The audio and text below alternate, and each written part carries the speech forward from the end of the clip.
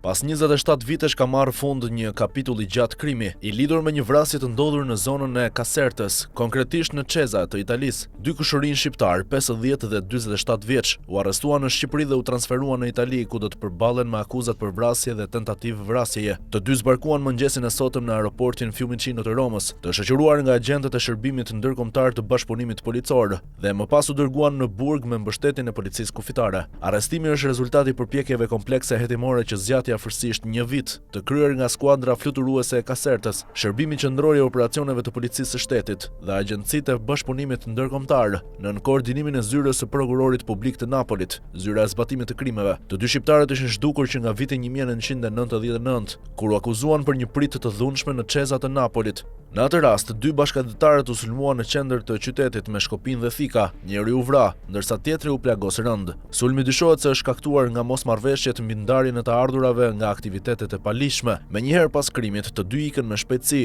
duke arritur të zhduken dhe duke gjetur strehim në Shqipëri, ku jetuan për vite me radhë duke përdorur identitete të rreme. Hetimet të koordinuara gjithashtu nga zyra e prokurorit publik të Santa Maria Capua Vetere lejuan që ata të gjendeshin në territorin shqiptar, ku u identifikuan dhe u arrestuan fal bashkëpunimit të autoriteteve lokale, në veçanti Departamentin e Policisë Kriminale Shqiptare dhe zyrën e ekspertit të sigurisë, informon media italiane. Operacioni është pjesë e projektit Kërkohet 2025 Wanted të Policisë së Shtetit, që synon kapjen e të arratisurve afatgjat. Ky rezultat konfirmon efektivitetin e bashkëpunimit ndërkombëtar në luftimin e krimeve më të rënda dhe gjurmimin e autorëve edhe pas shumë vitesh.